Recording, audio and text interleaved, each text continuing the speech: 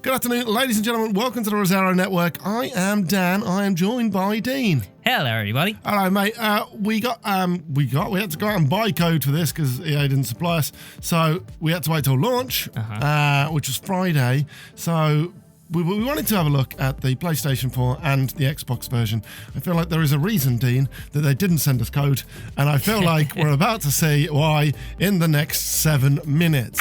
Look at all the screen tearing. Not just the screen tearing. Look at the frame rate. The One S is running at 24. Like even the One X drops to 25 at times. So for the most part, the One X is the most stable. But the One and the One S, all over the bloody place. Yeah.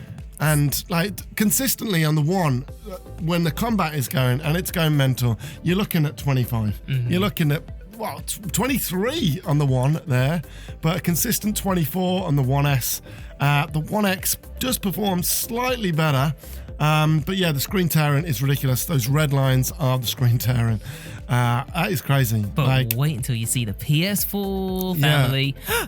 But yeah, no screen tearing on the PS4. But the frame rate, for the most part, is the same, right? In terms of the Pro drops ever so slightly every so often, but the PS4 can drop to the mid-20s when it gets chaotic. Yeah, the note, there hasn't, from this test, no screen tearing whatsoever on the Pro, and the PS4 screen tears every now and then, but both substantially less than the Xbox family. And even the frame rate seems to be more stable on the Pro and the PS4. Yeah. For the most part. Like, it does dip, but not as wildly as the One and the One S. Obviously, the PS4 is more powerful, considerably, than the One and the One S.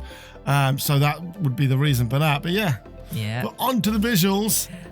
Look at that. As you can see, the Pro looks better than the PS4. It does. No shit, Chiller. Also, side note, dynamic weather is such a toughie to do comparisons for. Yeah, because we would have had the stuff out on Friday. If we hadn't had to wait for the dynamic weather. But as you can tell, the One and the One S don't look that good.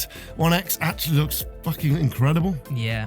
Some of the vistas in the One X version are enough to blow your mind. The One X does look slightly better than the PS4 Pro, but it's minuscule. But the One X, I've just been it's been jaw-dropping at times. Yeah. I've been so obsessed with pressing the dashboard button and hitting Y to take screenshots. Yeah. Because the cool thing is, if you leave the joystick alone, it goes into almost like a photo mode. It removes the HUD and just this kind of slow pan, which makes it hard for us to do these kind of comparison videos, Dean, but looks beautiful. Yeah, it's a very lovely one. But yeah, I feel like the PS4 doesn't look awful.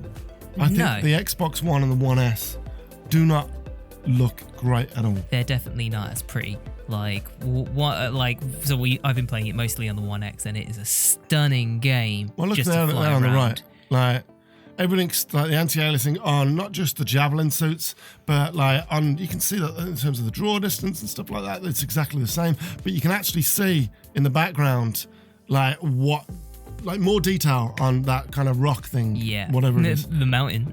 Oh, you could call it a mountain, but I don't know. It looks more like a rock thing than a mountain to me. But the One X and the Pro, they look great. But like I said, One X slightly better. But the Pro is better in terms of performance. Yeah. So the PlayStation consoles seem to nail it from not nail it, but much more rock solid from a performance perspective. Whereas the Microsoft consoles, I say the Microsoft consoles, the Pro looks infinitely better. The Pro?